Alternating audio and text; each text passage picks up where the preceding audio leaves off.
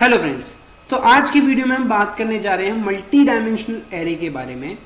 तो पिछली वीडियो में हमने पढ़ा कि टू डायमेंशनल एरे क्या होता है, और उससे सबसे पहले वाले पार्ट में हमने पढ़ा कि वन डायमेंशनल एरे क्या होता है, किस तरीके से रिप्रेजेंटेशन होता है, किस तरीके से मेमोरी नहीं, एक प्रोग्राम सी प्रोग्राम बनाते हैं। आज की वीडियो में हम समझने जा रहे हैं मल्टी डायमेंशनल एरे के बारे में।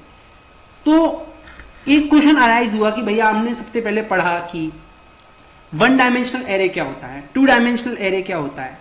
अब हम पढ़ेंगे three dimensional array, four dimensional array. तो ऐसे जो एरे है इसकी डायमेंशंस कितनी है हमारे पास।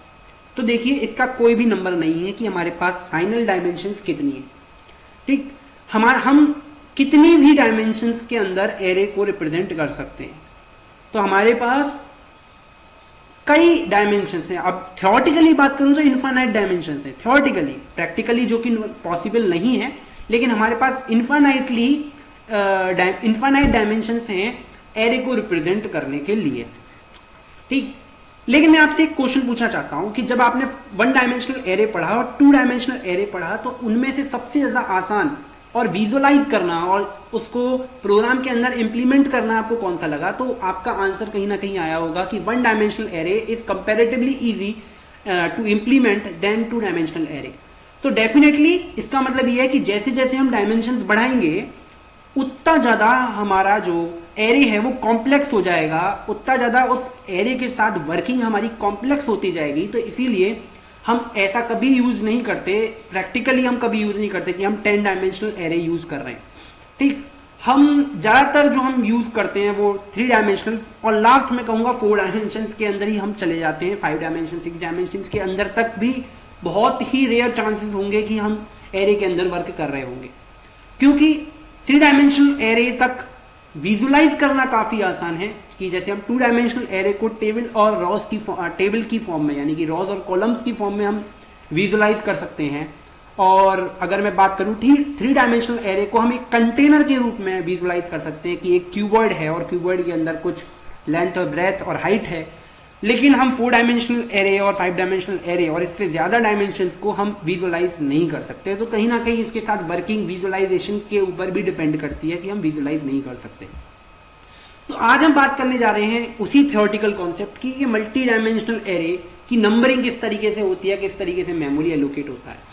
जैसे कि मैंने आपको 2 डायमेंशनल एरे के अंदर बताया कि देखिए रॉज और कॉलम्स नाम की एरे के अंदर कोई भी चीज नहीं है। अगर रॉज और कॉलम्स नाम की कोई भी चीज नहीं है, वो सिर्फ क्या है, मेमोरी के अंदर तो हमें लीनियरली ही एक जो मेमोरी लोकेशन है वो डिस्ट्रीब्यूट हो रही है। ठीक, लेकिन हम उसे विजुलाइज करते हैं कि वो कुछ मेमोरी जो लोकेशन है वो रॉज और कॉलम्स की फॉर्म में हो जाएगी। तो हम आसानी से विजुलाइज कर सकते हैं इस कॉन्सेप्ट को। लेकिन मैं आपसे एक बात पूछना चाहता हूं कि क्या मेमोरी के अंदर ऐसे एलोकेट हुई? नहीं। मेमोरी के अंदर कैसे एलोकेट हुई? मेमोरी के अंदर मैं बात करूं तो कुछ इस तरीके से एलोकेट हुई। ये सॉरी 0 चला गया, कोई बात नहीं।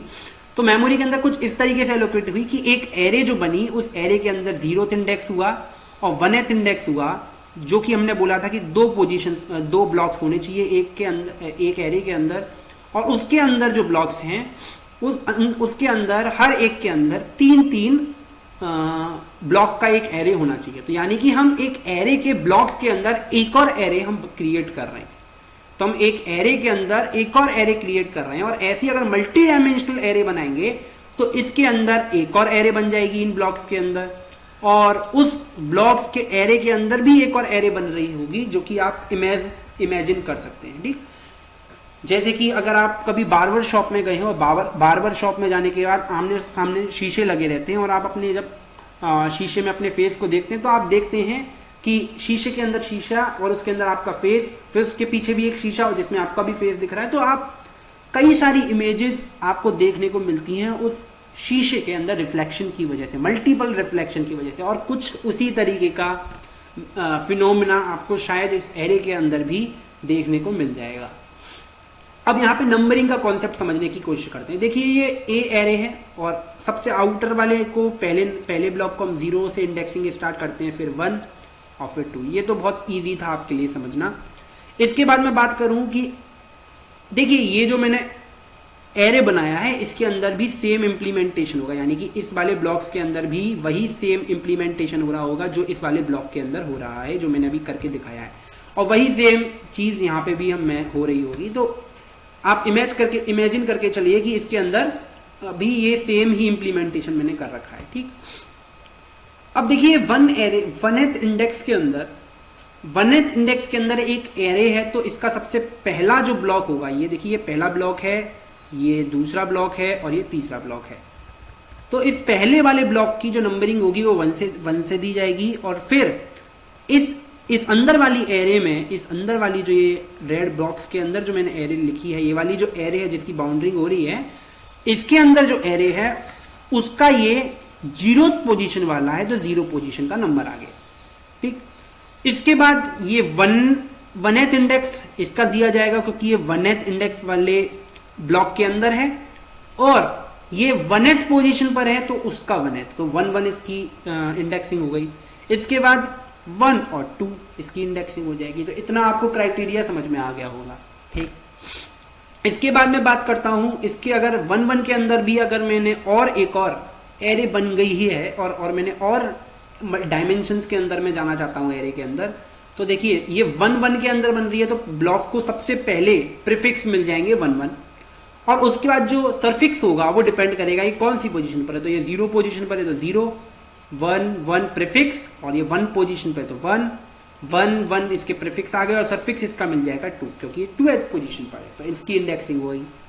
और सिमिलरली जो कॉन्सेप्ट होगा कुछ इसके अंदर भी इंप्लीमेंट हो रहा होगा, तो इसकी नंबरिंग हो जाएगी 1 1 1, क्योंकि प्रीफिक्स इसका मिलेगा और फिर 0 और आएगा, तो 1 1 1 0, इसका जो प्रीफिक्स मिलेगा 1 1 1, और ये 1th पोजीशन पर है तो 1 और आ गया। उसी प्रकार से इस वाले का क्या आएगा, प्रीफिक्स 1 1 1, और ये 2th पोजीशन पर है तो 2 आ गया। तो कुछ इस तरीके से इस एरे का इंप्लीमेंटेशन होगा, एरे क्रिएट होगी हमारे मेमोरी के अंदर, एलोकेट होगी, और ये तो सिर्फ हमारे विजुअलाइजेशन का तरीका है। एक्चुअल में एरे कैसे मेमोरी को कंज्यूम कर रही होगी वो कुछ इस तरीके से, क्योंकि मैंने बताया था एरे का जो कंजप्शन है, एरे जो मेमोरी एलोकेट होती है एरे को, वो कंटिन्यूअस मेमोरी होती है।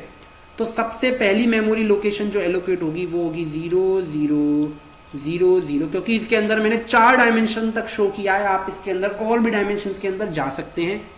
उसके बाद जो नंबरिंग होगा वो हो जाएगा 0 0 0 1, उसके बाद जो होगा 0 0 0 2, ठीक। लेकिन अब मैं आपसे बात करूं, अगर मैं इस वाले फिगर की बात करूं तो 0 0 0 2 तक जाने के बाद, जैसे 4 डायमेंशंस हैं, तो 0 0 0 2 के बाद जाने के बाद, और हर एक 4 डायमेंशंस के अंदर कितने ब्लॉक्स हैं, 3 ब्लॉक्स हैं, तो 2 के बाद इंडेक्सिंग बढ़ जाएगी, जो कि हो जाएगी 0 0 1 0, ठीक, 0 0 1 0, जो कि इसकी आ जाएगी। तो इसकी डायमेंशंस की हमारी पहले नंबरिंग हुई, उसके बाद हम इस पे आ गए, फिर हम जाएंगे इस वाले जो ब्लॉक के अंदर कोई एरे बनी होगी उसकी डायमेंशंस की इंडेक्सिंग करने। तो कुछ इस तरीके से हमारी एरे की इंडेक्सिंग मेमोरी के अंदर की जाती है।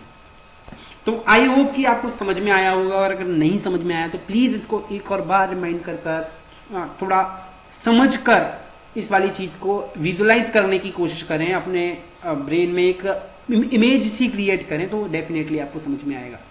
आज की वीडियो में बस इतना ही। Thank you.